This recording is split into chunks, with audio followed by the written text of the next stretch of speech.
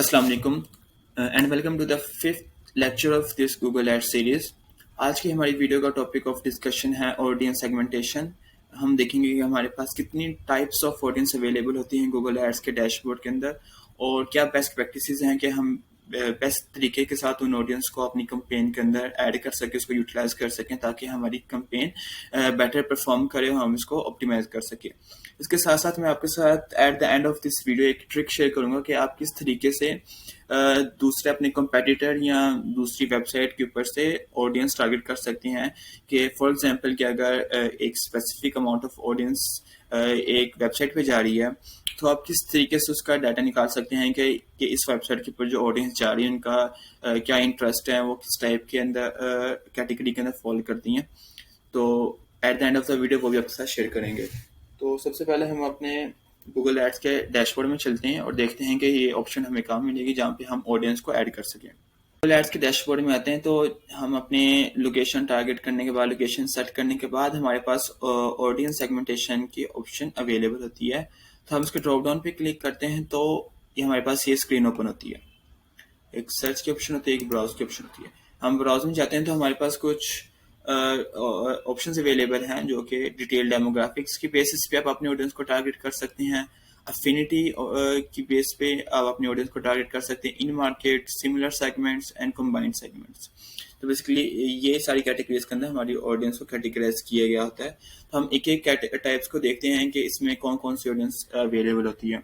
Detail demographics, इसके अंदर आप अपनी ऑडियंस को इस तरीके से टारगेट करते हैं बेस्ड अपॉन देयर डाटा के वो किस एज ग्रुप के अंदर फॉल करती हैं, वो मैरिड हैं कि अनमैरिड हैं, वो एम्प्लॉयड है अनएम्प्लॉयड हैं, वो उनकी सैलरी क्या है, किस कैटेगरी के अंदर फॉल करते हैं। फॉर एग्जांपल जैसे हर कंट्री के अंदर सेंसस होते हैं और उसके अंदर एक डाटा होता है कि इस कंट्री के अंदर इतने परसेंट लोग मेल है, इतने फीमेल है, इतने परसेंट लोग इस कैटेगरी के अंदर फॉल करते हैं, इतने परसेंट लोग इस एज ग्रुप के अंदर फॉल करते हैं, इतने परसेंट लोग एम्प्लॉयड है, इतने परसेंट लोग अनएम्प्लॉयड है, इस इतने परसेंट लोगों के पास अपना घर है, ओनरशिप है, इतने लोग रेंट पे रहते हैं।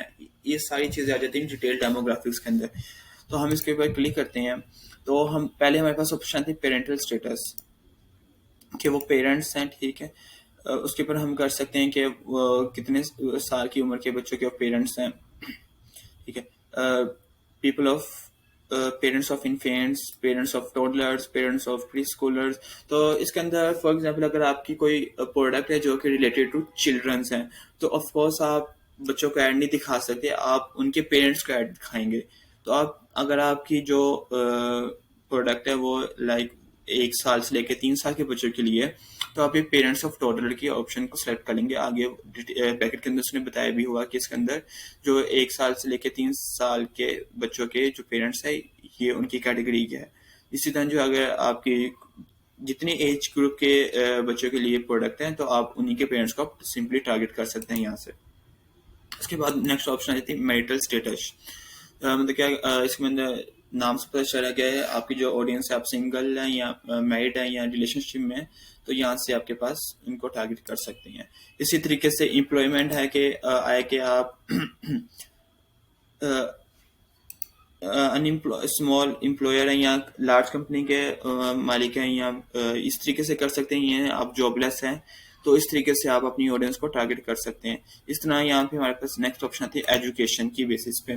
तो इसके अंदर कैसे हम टारगेट कर सकते हैं। फॉर एग्जांपल आपने कोई थीसिस लिखा है या आर्टिकल लिखा है जो कि आप कॉलेज के स्टूडेंट्स को दिखाना चाहते हैं, तो आप इसको टारगेट कर सकते हैं। लेकिन अगर आपके टारगेट ऑडियंस बहुत एक्सपर्ट लेवल की है और कॉलेज के स्टूडेंट्स आपके आर्टिकल या थीसिस को नहीं समझ सकते, तो आप यहाँ से जाके हाई स्कूल ग्रेजुएट्स को टारगेट कर सकते हैं, बैचलर डिग्री जिनके पास है उनको टारगेट कर सकते हैं, एडवांस डिग्री वालों को भी आप टारगेट कर सकते हैं।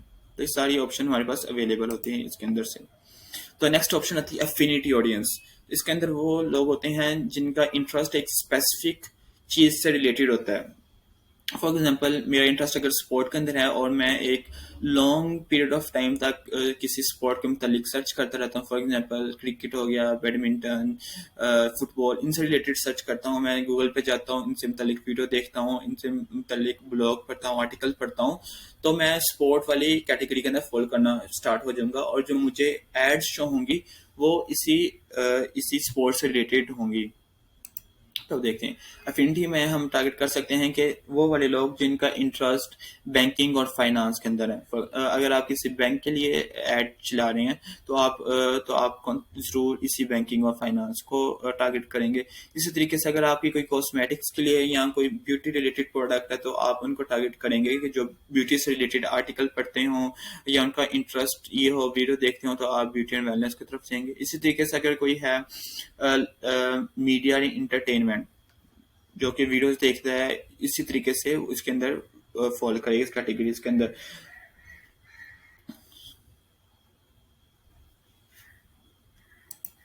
तो नेक्स्ट टाइप ऑफ ऑडियंस आते हैं इन मार्केट ऑडियंस। ये वो वाली ऑडियंस होती है जो कि actively looking for some product. इसको हम एग्जांपल में इस तरीके से समझ सकते हैं, ये वो लोग होते हैं जिनके हाथ में क्रेडिट कार्ड होता है और ये बस सर्च कर रहे होते हैं कि हमें कोई बेटर वेबसाइट मिले, प्राइस मिले, हम जल्दी से अपना क्रेडिट कार्ड की इन्फॉर्मेशन डालें, उस प्रोडक्ट को बाय कर लें। तो ये वाली audience bottom of the funnel exist करती है और ये मोस्ट लाइकली होती है कि ये कन्वर्ट होंगे। अगर आप इस तरीके की ऑडियंस को टारगेट करते हैं तो आपके कन्वर्जन रेट इंक्रीज हो सकता है। तो इसी में भी वही कि वो वाले ऑडियंस जो कि ये सर्च एप्पल और एक्सेसरीज से रिलेटेड कोई चीज सर्च कर रही हैं, उनको टारगेट करना। अब नेक्स्ट क्वेश्चन आता है कि हमें अब पता कैसे चलेगा कि ये वाकई सर्च कर रही हैं और ये परचेज करना चाह रही हैं। तो ये डिपेंड करता है उनके कीवर्ड के ऊपर, वो किस तरीके के कीवर्ड टाइप कर रहे हैं गूगल के सर्च इंजन के अंदर। फॉर एग्जांपल कोई सर्च करता है व्हाट इज गूगल एड्स, और एक दूसरा यूजर सर्च करता है गूगल में आके गूगल एड कोर्सेज, ठीक है, और एक और टाइप करता है Google ad training institute near me, ठीक है। तो जिसने सबसे पहले क्वेरी डाली व्हाट इज गूगल एड्स, तो वो इन मार्केट सेगमेंट में नहीं आएगा, ठीक है। अभी वो उसकी अफिनिटी के अंदर आ जाएगा, क्योंकि अभी वो कोई चीज परचेस नहीं करना चाह रहा, वो बस इंफॉर्मेशन लेना चाह रहा है कि गूगल एड्स क्या होता है, इसको किस तरीके से यूज कर सकते हैं, ये सारी चीजें। तो जिसने ये क्वेरी डाली है कि गूगल एड कोर्सेज, तो वो उसे पता है गूगल एड्स क्या है, उसको अवेयरनेस उसके अंदर क्रिएट हो चुकी है। तो अब वो चाह रहा है कि मैं कोई कोर्स करूं ताकि मुझे मजीद इंफॉर्मेशन मिले। तो ये वाला यूजर आएगा इन मार्केट सेगमेंट के अंदर। तो इसी तरीके से जिसने तीसरा क्यूरी की थी कि Google ad courses institute near me, तो वो भी इन मार्केट सेगमेंट के अंदर आ जाएगा। तो अगर आपके पास एड के अंदर आपने लोकेशन डाली हुई है तो मोस्ट लाइकली है कि वो आपको लोकेशन पे भी आने की कोशिश करेगा, या आप फोन नंबर है तो आपको कांटेक्ट लाजमी करेगा। तो ये सारे इन मार्केट सेगमेंटेशन के अंदर आ जाते हैं। तो नेक्स्ट टाइप ऑफ ऑडियंस हमारे पास अवेलेबल होती है सिमिलर सेगमेंट। और सिमिलर सेगमेंट या इसके अंदर जो हम हमारी जो ऑडियंस जो पहले ही हमारे बिजनेस के साथ इंटरेक्ट कर सकी हैं, हमारी साइट के ऊपर आई हैं, तो इसमें वो आ जाती हैं। चूंकि हम अभी ये स्क्रैच से कैंपेन सेटअप करें तो हमारे पास ये डाटा अवेलेबल नहीं होगा, लेकिन with the passage of the time आपके पास ये डाटा ऑटोमेटिकली आपके यहाँ पे शो होना स्टार्ट हो जाएगा। तो बेसिकली इसके अंदर वो ऑडियंस फॉल करती है जो कि ऑलरेडी आपके साइट के साथ इंटरेक्ट कर चुकी है, आपकी साइट पे उसने किसी तरीके से विजिट किया है, चाहे वो ऑर्गेनिकली विजिट किया हो या आप पहले से रन कर रहे हो और उन्होंने वहां से आए हों। तो आप वो पहले तो आपकी साइट के ऊपर आए थे, लेकिन उन्होंने कोई एक्शन नहीं वहाँ पे परफॉर्म किया, कोई चीज या प्रोडक्ट परचेस नहीं, कोई क्यूरी नहीं डाली, जो भी आपके कंपेन के गोल थे उन्होंने वो पूरा नहीं किया। तो अब आप उनको दोबारा टारगेट करना चाह रहे हैं, तो जिसको हम आम सिंपल लैंग्वेज कह सकते हैं रीटारगेटिंग। आप उनको दोबारा अपनी ऐड दिखाना चाह रहे हैं। आपने ये भी ऑब्जर्व किया होगा कि आप किसी कोई चीज सर्च करते हैं, किसी साइट पे जाते हैं, तो आपको उसी के रिलेटेड बार बार हर प्लेटफॉर्म के ऊपर ऐड नजर आना स्टार्ट हो जाती है। तो बेसिकली ये रीटारगेटिंग का एक टैक्टिक है जो कि हम इसी के अंदर से सिलेक्ट कर सकते हैं। इसी तरीके से जो नेक्स्ट हमारे पास ऑडियंस होती है सिमिलर सेगमेंट। जैसे कि हमारे पास फेसबुक ऐड का अगर आप थोड़ा सा आइडिया हो तो उसके अंदर ऑप्शन होती है लुक लाइक ऑडियंस। तो हमारे पास गूगल एड्स के अंदर बस नेम डिफरेंट है, सिमिलर ऑडियंस आ जाती है।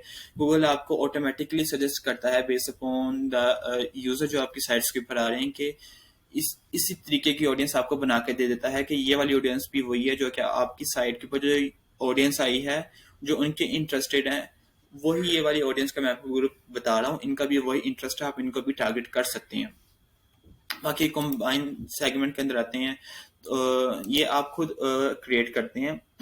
फॉर एग्जांपल अभी तो आप इसको नहीं क्रिएट कर सकते हैं, मैं आपको इसका ओवरव्यू दे देता हूँ। एक ये आपकी साइट के ऊपर 10 to 20 पेजेस हैं। आप इसके अंदर ऑप्शन को यूज करके आप ये कर सकते हैं कि कोई किसने अगर मेरा पेज 1 पे गया है तो उसकी एक अलग ऑडियंस की कैटेगरी बन जाए।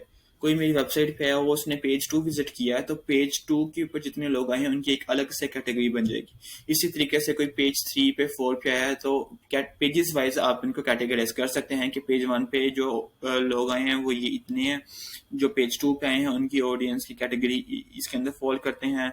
इस तरीके से आप उनको टारगेट कर सकते हैं। तो लास्ट में जो मैंने आप के बताया था कि हम किस तरीके से किसी दूसरे की और देख सकते हैं कि जो किसी दूसरे की साइट के ऊपर ऑडियंस जा रही है उनको हम किस तरीके से अपनी ऐड के अंदर ऐड कर सकते हैं। तो सिंपली आपने यहाँ पे सर्च में आना। तो सबसे पहले गूगल में जाएं, उस पर जाके सिंपल जैसे कि हम इसमें अपने गूगल एड्स के अंदर इसके अंदर फर्नीचर की एग्जांपल लेके चल रहे हैं।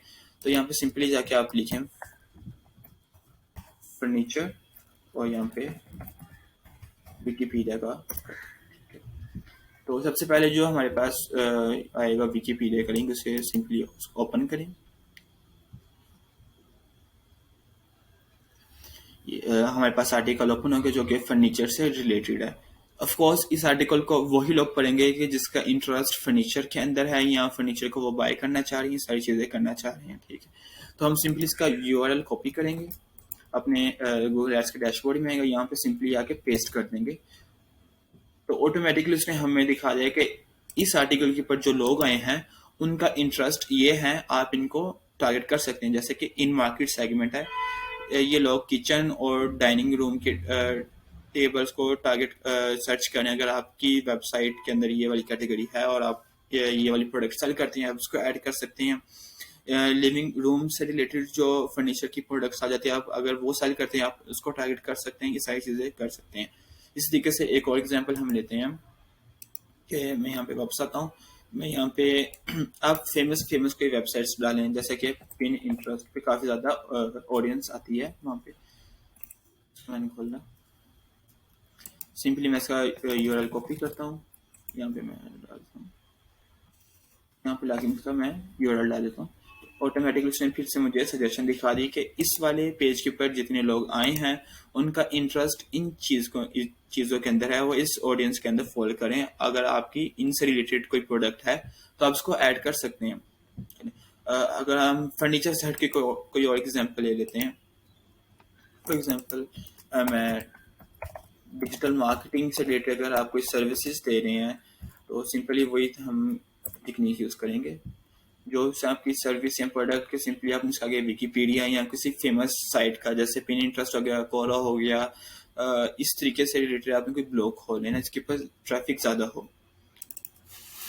डिजिटल मार्केटिंग विकीपीडिया का ये आर्टिकल आ गया। ठीक है, अगेन आप इसको वही पढ़ेंगे कि जिनका इंटरेस्ट डिजिटल मार्केटिंग के अंदर होगा। तो सिंपली हमने अगेन इसका यूआरएल कॉपी करना है, इसको हम आएंगे सर्च बार के अंदर, यहाँ पे ला के यूआरएल पेस्ट कर देना।